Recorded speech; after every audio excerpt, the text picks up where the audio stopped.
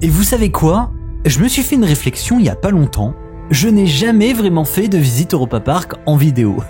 Bon, après j'avais fait Voltron, mais à part ça, rien, nada. Et je me suis dit, il était peut-être temps de rattraper tout ça.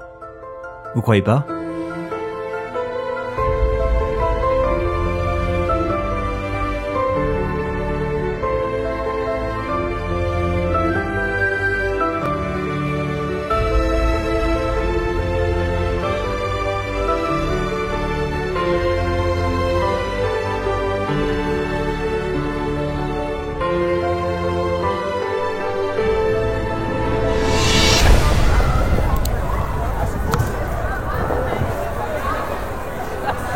Guten Morgen, guten Tag et bienvenue à Europa Park. Première fois que je fais une visite complète sur ma chaîne du parc emblématique allemand Europa Park, bien évidemment. En plus pour les 50 ans cette année, vous allez voir, il y a des 50 partout, c'est assez incroyable. Objectif de la journée, vous faire un débrief en plus de ce que j'avais fait l'année dernière, à savoir le test de Voltron, et d'aller tester le Silver Star, le Blue Fire, le Wodan, le Voletarium et tutti quanti, toute la clique. On va essayer de faire un maximum de choses et je vais essayer de vous donner mes petits retours, mais en tout cas c'est un parc que déjà je peux vous dire j'apprécie énormément et je suis très content de vous faire partager ça aujourd'hui. On a une super journée, il fait un peu frais, on est sur une première journée de vacances scolaires avec les Allemands et les Français, mais on sait qu'Europa Park sont très doués pour tout ce qui est optimisation au niveau du temps. C'est toujours très bien, donc j'ai pas de doute, même si l'affluence est un petit peu élevée. Bref, on est parti pour cette journée de redécouverte, si je puis dire, même d'Europa Park pour ses 50 ans. Allez oui, préparez-vous, l'aventure commence maintenant. Aujourd'hui, on embarque pour une journée XXL à Europa Park, ou EP, ou Europa Park, pour les puristes. Et pour lancer cette vidéo comme il se doit, on prend un petit peu de hauteur. Regardez-moi ça, des montagnes russes qui déchirent le ciel, des décors venus des quatre coins de l'Europe. Ce n'est pas un simple parc, c'est un royaume d'adrénaline et de magie. Cette année, en plus, Europa Park célèbre ses 50 ans. Ouvert en 1975, il ne faisait qu'à l'époque que 16 hectares, et aujourd'hui, c'est une gigantesque terre d'aventure de 95 hectares. Toujours entre les mains de la généreuse famille Mack Product, les créateurs des attractions qui font rêver la planète entière. Puisque oui, on a des attractions de Mack un petit peu partout maintenant dans le monde. Le parc, lui, est un hommage vivant à l'Europe. Chaque zone thématique vous transporte dans un autre pays, une autre ambiance, une autre histoire. Et tenez-vous bien, c'est 59 attractions présentes sur le site, dont 14 roller coasters. Et pas des moindres, puisqu'on va certainement se faire un Blue Fire, un Wodan, un Silver Star et le tout nouveau phénomène Voltron Nevera, un monstre d'innovation et de sensations. Alors respirez un bon coup car cette journée elle va secouer. Bienvenue du coup à Europa Park et que le voyage commence. Allez, c'est parti, première attraction de la journée et je vais commencer avec un mastodonte en bois derrière moi, Wodan d'Europa Park, qui a en plus cette année pour ses 50 ans obtenu une petite partie en titantrack, c'est-à-dire une petite partie retraquée avec des portions en métal. Donc on va aller tester ça, je vous embarque avec moi bien sûr, mais avant on va profiter un peu de la file d'attente parce qu'elle est juste divine.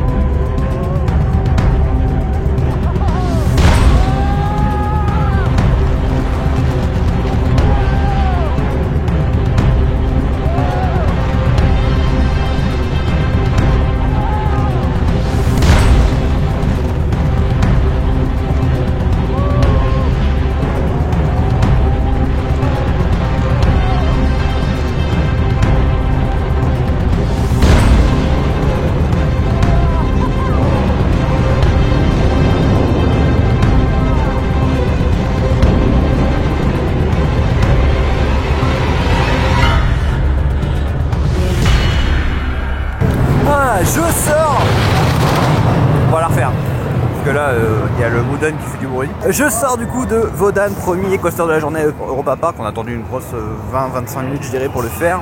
Écoutez, j'ai pu le faire tout devant, donc comment vous avez un on-ride plus ou moins qualitatif. Sinon c'est toujours validé, j'aime beaucoup Wodan. Alors c'est vrai qu'il a cette réputation de canapé qui va vite. Il n'y a pas de sensation vraiment d'airtime, mais c'est juste un coaster qui blinde.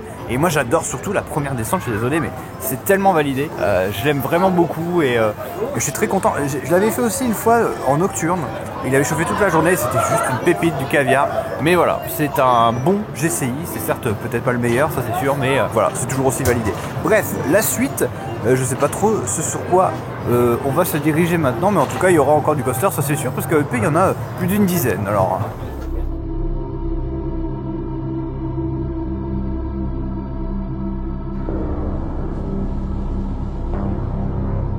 attendez, on passait par là et là je me dis bah peut-être on va faire Bleu-Feu et en fait il se trouve qu'à Bleu-Feu on a un individu qu'on peut retrouver. Je vous invite à aller checker, aller voir ça.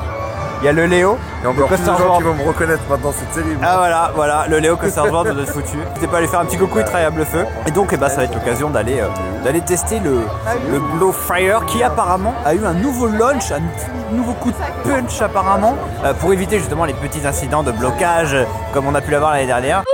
Donc voilà, on va aller tester ça. Mais en tout cas, n'hésitez pas à faire un petit coucou à Léo qui bosse bien sûr à Europa Park.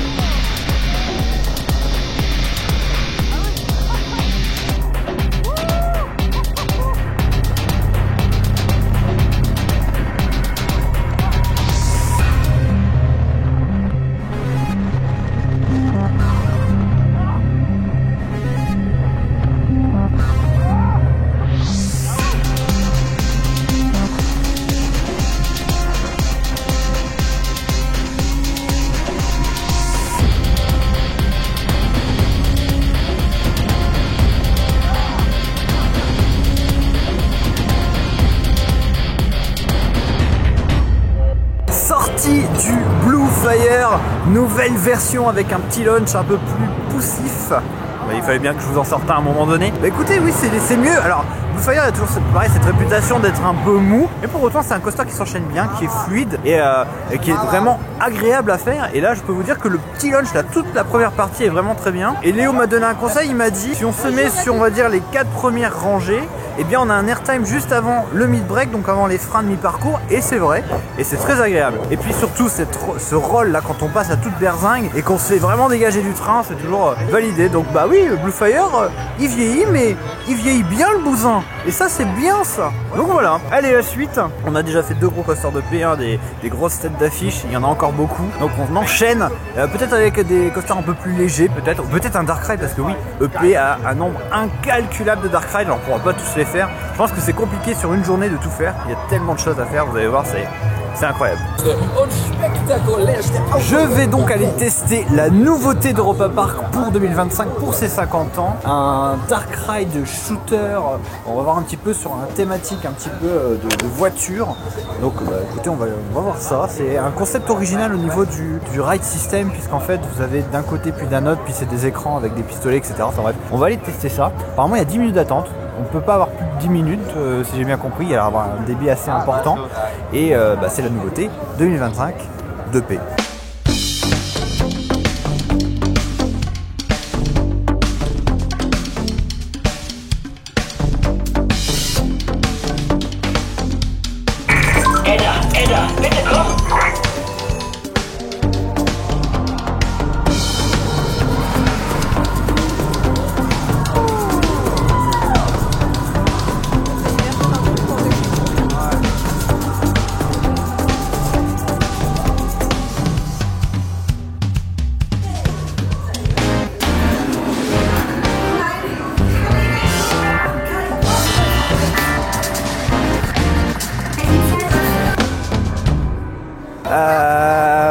Bon, c'est compliqué. Alors, je vais commencer par les points positifs. La file d'attente. On a toute une partie où on tourne tout autour de l'ancien cinéma qui était là avant. Et bon, pour l'instant, il se passe pas grand chose. Par contre, après, on rentre dans un espace, j'ai dû vous le filmer. C'est super bien. Ça fait un peu vieille fête foraine avec une sorte de courant électrique qui allume différents endroits dans la file d'attente avec des clins d'œil aux attractions, etc. C'est vraiment bien.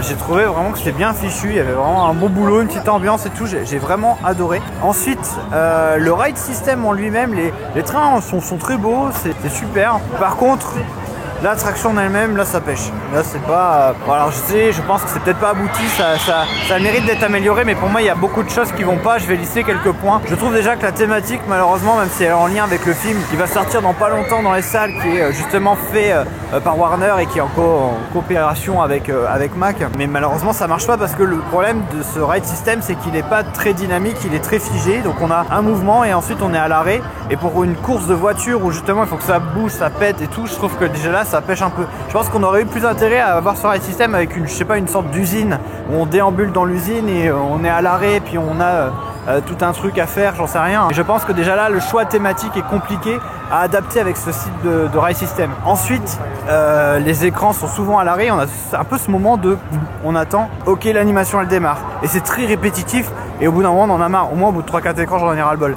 Pareil, tout ce qui est visée, etc. avec l'arme, on sait pas trop ce qu'on doit faire en fait. C'est-à-dire qu'on est mis là, on s'installe et on essaie de nous expliquer, mais on est déjà dans le train, on comprend pas trop. Donc au début, il faut pas tirer, après il faut tirer. Avant, il faut faire un truc, il y a personne qui comprenait. Et c'est vrai que l'utilité vraiment du shooting, pour le coup, sert pas à grand chose. Et à un moment, il y a même plus de cible. On est là, on attend juste que ça se termine et que ça passe et ainsi de suite. Ça manque de rythme. Ça, pour moi, c'est pas, ouais, c'est pas concluant. Bref, au moins voilà, vous avez mon avis, c'est fait. Peut-être ça vouait être peut-être évolué dans le bon sens sur cette attraction, mais moi en l'occurrence je passe, je pense que je la referai pas. On repart du coup dans du coaster, dans des autres attractions qui sont là depuis plus longtemps. Et ensuite j'ai bien envie d'aller faire le petit Voltron qui est derrière moi. Non, on le voit plus, mais voilà, le Head Adventure pas concluant.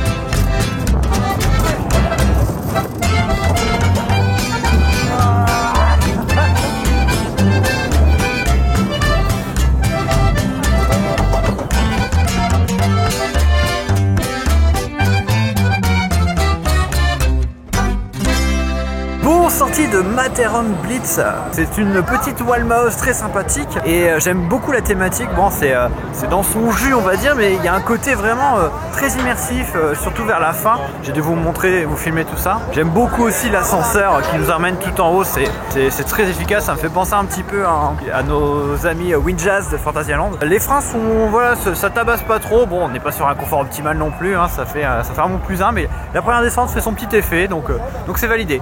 Maintenant, Je me dirige, je me dépêche pour aller voir Voltron, nouveauté 2024 d'Europa Park, on en a déjà parlé en vidéo. Le très controversé Voltron, on va voir un peu s'il vieillit bien. Je vais en profiter pour faire un petit aparté, un truc très important. Quand vous venez à Europa Park, vous avez ce qu'on appelle des virtual lines.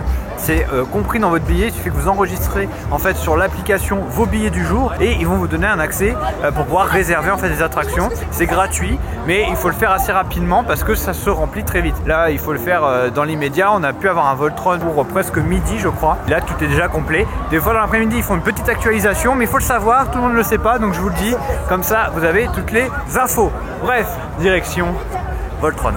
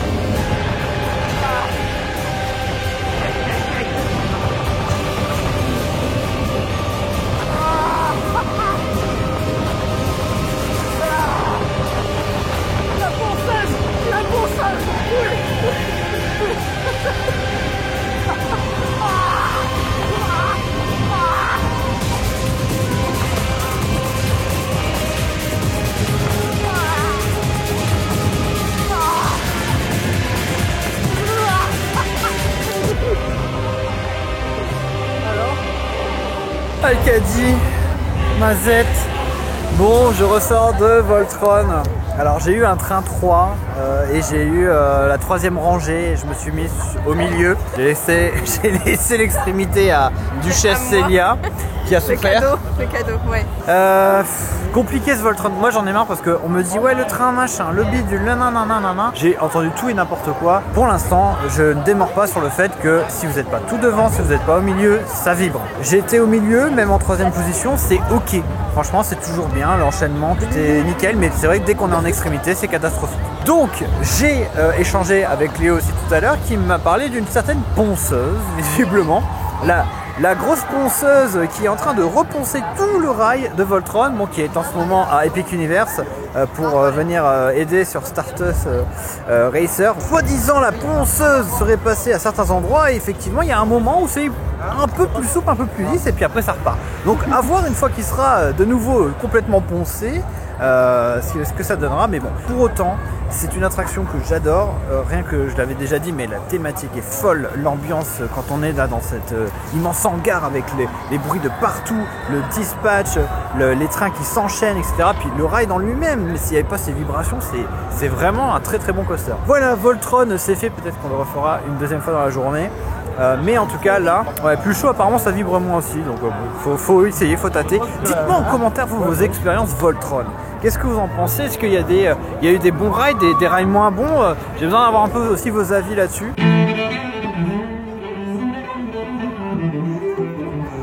Il avait brûlé, il a ressuscité le Piraten in Batavia, un de mes dark rides, bot rides préférés.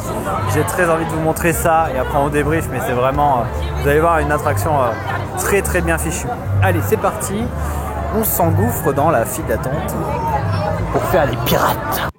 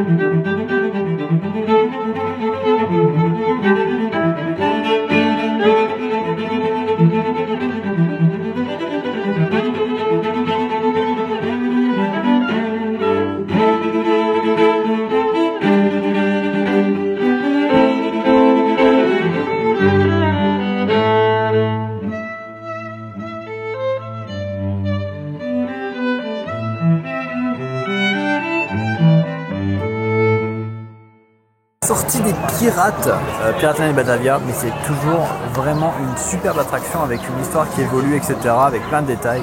J'adore. Voilà, je voulais laisser normalement le on-ride avec ça fourmille, vraiment, il y en a partout et j'aime vraiment beaucoup. Ok, découverte d'un dark ride piou-pioutage Atlantis, que je ne connais absolument pas, que je n'ai jamais fait. Pour preuve, j'ai déjà fait EP un nombre incalculable de fois, et pour autant je découvre encore des attractions. On est parti pour piou-piouter dans la ville d'Atlantis.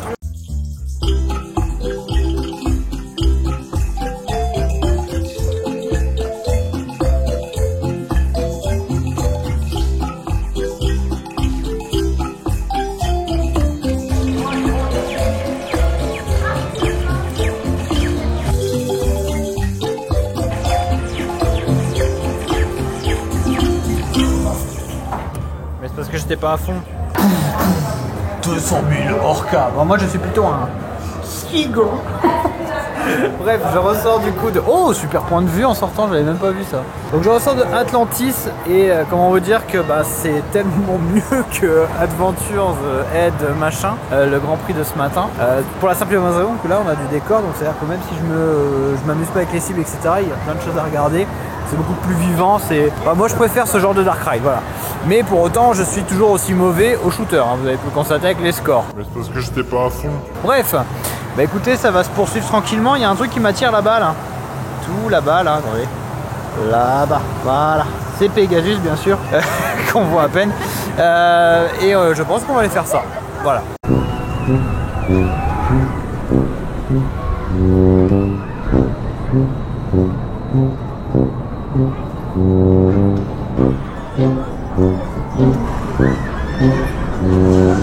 On est derrière le cul du cheval. Ah, le beau poney, hein. J'aurais pas pu faire mieux comme plan, là. C'est incroyable. Non mais... C'est quoi ce front de carte de coupette, quoi, s'il te plaît? Il est énorme.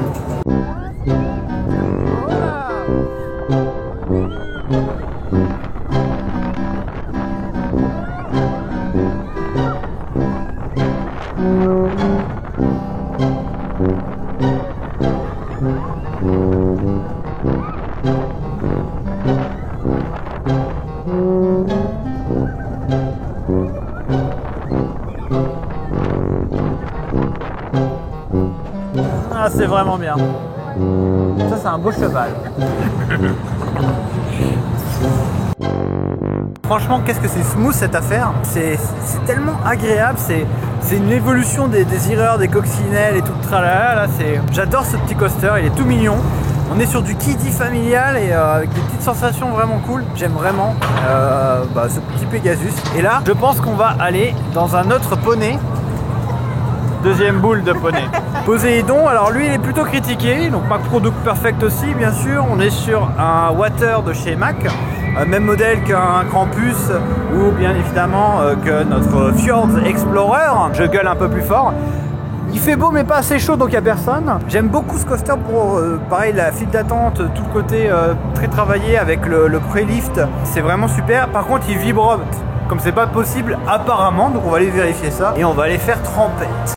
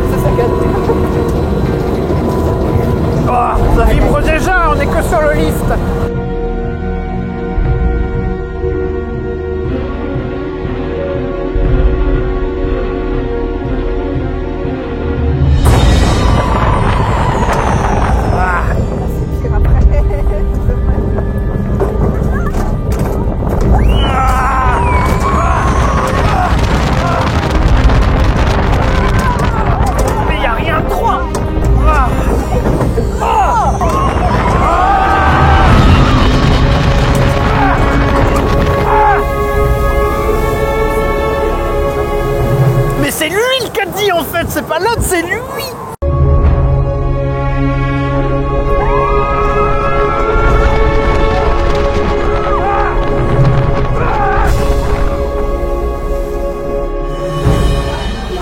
Sortie du Poséidon. Bon, je vous le dis tout de suite, ça ne mouille absolument pas. Par contre, niveau vibration, la première partie c'est terrible.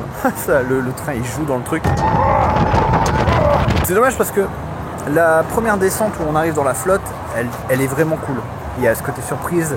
Et puis la deuxième, c'est pareil, elle est très efficace parce qu'on a vraiment la sensation de headshot avec le tunnel qui me fonctionne très très bien. Donc mitigé, mais je reste convaincu que Poséidon a toute sa place dans le parc. Et en plus de ça, la thématique de la gare, de la station, de la file d'attente, tout ça, c'est juste impeccable. J'aime vraiment beaucoup cette attraction. Je la préfère nettement à Atlantica Super Splash pour le coup, alors qu'Atlantica pour le coup vibre moins. Enfin bref, on est parti pour la suite. J'ai envie d'aller faire Silver Star. On va aller voir ce qui se passe du côté chez Silver Star.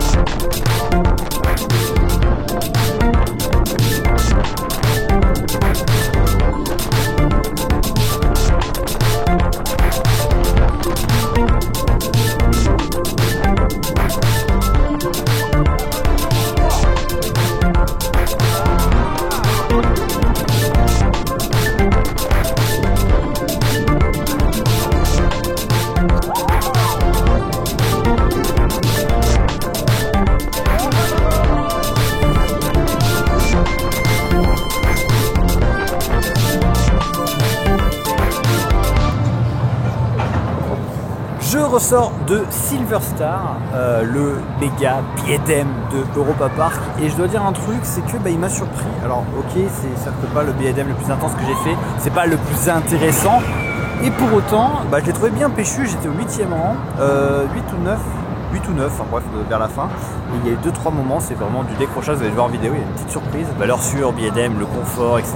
Même si au niveau de la première descente, il vibrote un petit peu, ça reste quand même, voilà, quelque chose d'intéressant. Mais n'empêche que là, j'ai pas mal enchaîné. Je vous ai fait, je pense, les plus gros coasters. Il en reste quelques-uns.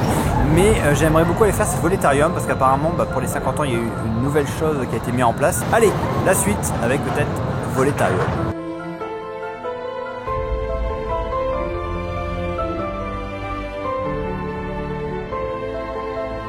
Le superbe Voletarium, le Flying Theater d'Europa Park, on est parti. J'aime énormément cette attraction, déjà parce que j'adore les Flying Theater, et en plus de ça la thématique elle est vraiment cool. Je vous montre un peu la file d'attente et puis bien sûr je vous montrerai l'on-ride, de ce qui se passe un petit peu à l'intérieur avec notamment une nouvelle scène. Donc on est parti, on va découvrir tout ça.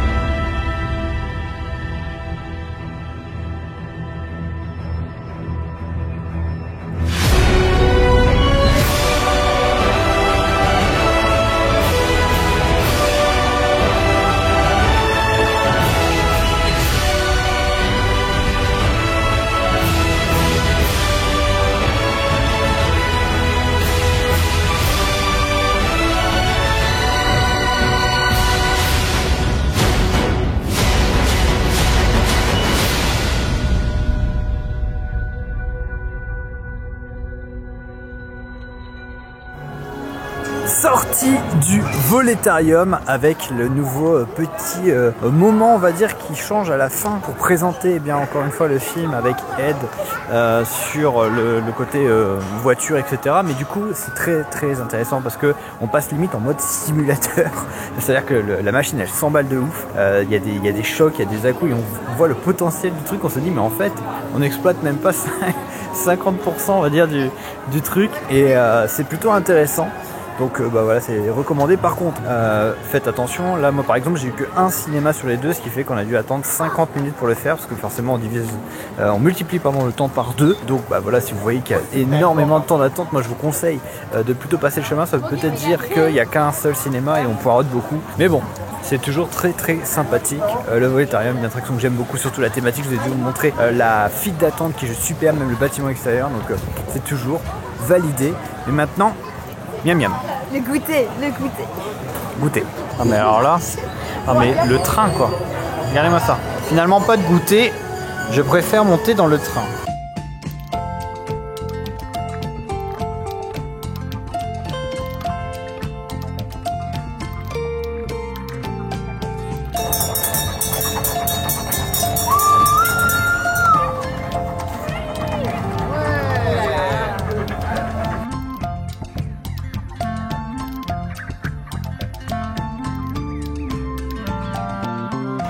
Non mais Poffertjes, banane, chocolat.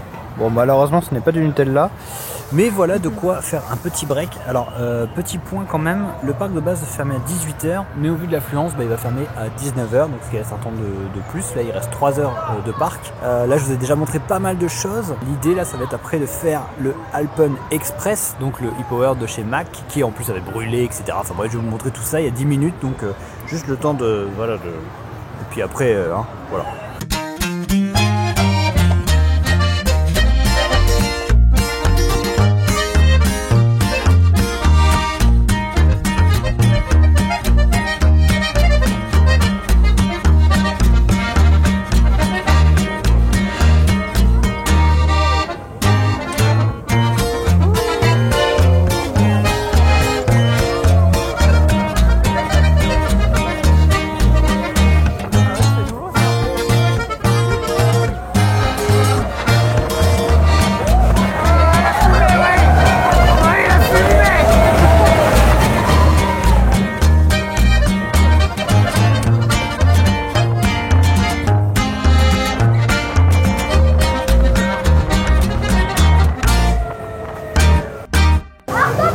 C'était mignon ce petit Apple Express, c'est tout mignon. Mais ça sert à, c'est un e-powered. Moi les e-powered, clairement je suis pas fan.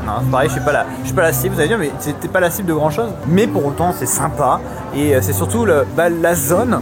Voilà, elle est très belle. Il faut penser qu'il n'y a pas si longtemps que ça, tout ça c'était cramé et en même pas un an et demi ils ont tout refait. Ils rajoutent des petits trucs au fur et à mesure. D'autres préféreront le feu grotte au diamant. D'autres sont contents de la Retema. Mais en tout cas, c'est une zone qui fonctionne et qui est très belle. Et puis ouais, comme je l'ai dit, c'est tout mignon. J'ai trouvé l'une des attractions les plus belles d'Europa Park, le Flying Carousel, mais non, c'est pas celui-ci, c'est celui-là. Voilà.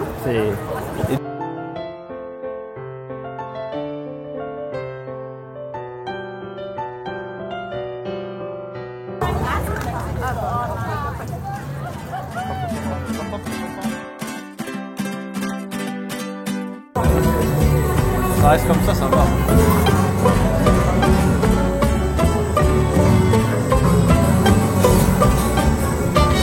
C'est peinard.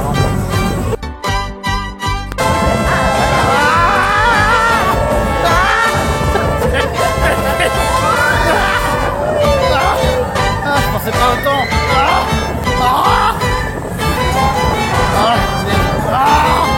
Ça va.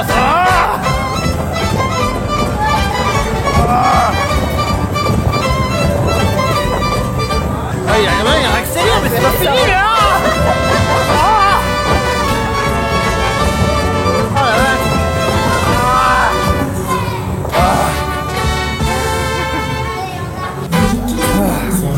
Bon, je me suis pas laissé tenter par le Atlantica parce que plus envie, parce que pas envie d'être mouillé. Vous allez me dire, oh t'abuses. Mettez trempette en commentaire. Par contre, on va aller faire un Dark Ride tout kiki tout mignon. Snorri Torrun.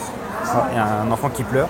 Et vous allez voir, c'est vraiment tout petit, tout compact. Ça a été refait en même temps que Pirates de Batavia et j'aime beaucoup ce Dark Ride qui est sous-sol, enfin qui est enterré si je puis dire. Et c'est vraiment très bien. Donc on est parti pour encore un petit Dark Ride à Europa Park.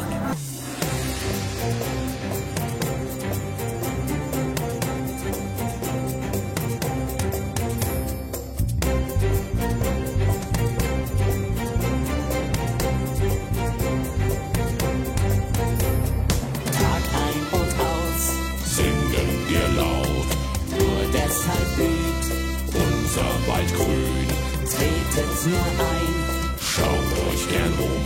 Hier im Tolltal bleiben wir jung. Dieser Ort ist ein Wunder. Komm, wir feiern, klatschen und tanzen. Magisch bunt schlägt der Zauberwald mit. Auf jeder Frosch quackt im Takt und jeder Vogel pfeift um die Wette. Baumvoll und groß, leben hier famos. Tag ein und aus, singen wir laut. Nur deshalb blüht unser Tal grün. Schaut euch gern um, tretet nur ein. Prächtig und stolz sind Baum und Zoll. Ah mais je vous l'avais pas promis, il est mignon ce petit Dark Ride. Et alors ce qui est fou c'est qu'il est tout condensé et tout petit. Je vais te préciser mais il parle de Snorri qui est donc la mascotte emblématique de Rolantica qui est le parc d'Europa Park, donc il fait un petit peu la promotion pour le parc aquatique qui est d'ailleurs fantastique aussi. Il y aura certainement une vidéo un jour sur la chaîne parce que j'aime beaucoup Rolantica. Mais on en parle ou pas? Il y a un moment où on est sur un mini simulateur, on est sur une mini plateforme, c'est juste fantastique. Et puis tous des éléments palpables, ça fonctionne parfaitement. J'aime beaucoup ce petit Dark Ride, donc n'hésitez pas à le faire si vous êtes à Europa Park. Bref, j'ai bien compris que vous en avez ras-le-bol des Dark Rides et des petites attractions à la con. On repart du coup sur du coaster.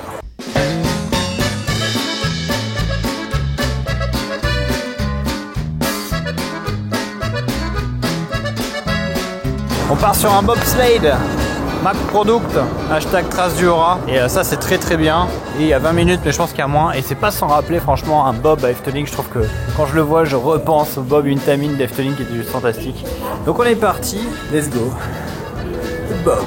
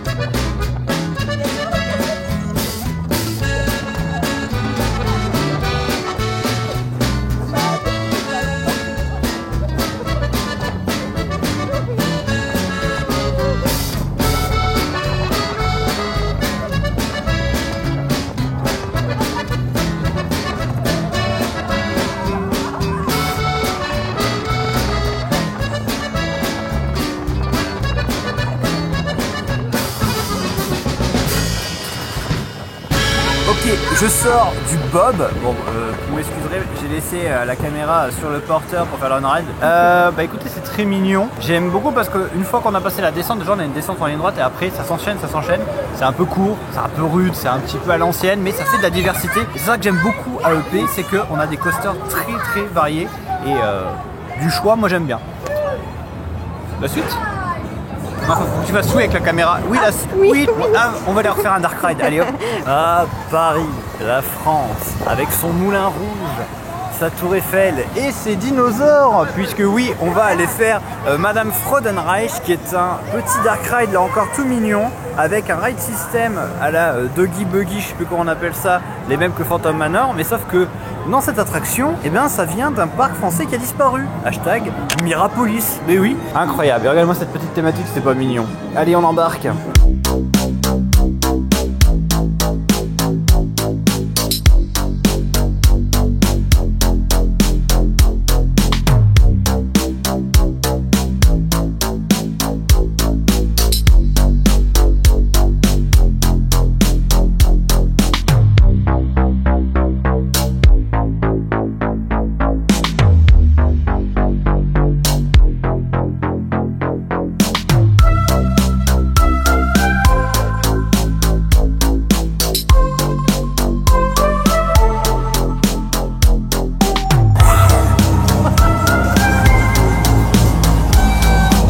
Ah, ce petit Dark Ride, il était vraiment bien, c'est vraiment une belle surprise, je l'aime beaucoup. Et je vais reprendre du coup la voix off car malheureusement panne de batterie et je n'ai pas pu vous filmer mon tour de Cancan Coaster. Et en plus j'ai eu le droit à un arrêt lift en Lighton. Quel dommage, vraiment. Mais bon, pour clôturer cette journée magique, je vous réserve un dernier tour de Voltron au coucher de soleil. Et ça n'a pas de prix. Mais avant, un petit bilan de cette journée de dingue à EP. Encore une fois, j'ai passé un moment incroyable. Bon, Arthur et Euromir manquaient à l'appel des grosses attractions, mais c'est ça aussi Europa Park, c'est la générosité à l'état pur, preuve qu'en une seule journée, on ne peut pas tout faire. Je suis super content en tout cas de vous avoir montré quand même une vingtaine d'attractions aujourd'hui, et comme vous avez pu le voir ici, on s'ennuie jamais, même en pleine période de vacances, les temps d'attente sont parfaitement gérés. Si vous ne connaissez pas encore Europa Park, eh bien foncez, et si vous le connaissez déjà, eh bien revenez, vous verrez, ça vaut toujours le coup. Allez, je vous laisse une dernière claque visuelle avec Voltron au Sunset. Vous connaissez comme d'hab les bons bails, le like, l'abonnement, le partage. Un grand merci aussi à Léo qu'on a croisé sur la journée, n'hésitez pas à lui faire un petit coucou à Bleu-Feu. Et je remercie aussi Duchesse Célia qui m'accompagne sur mes aventures et crée toutes les miniatures avec talent. Et au passage, dites-moi aussi en commentaire quel parc vous aimeriez que je visite prochainement sur la chaîne. Bref, allez, je vous dispatche dans Voltron.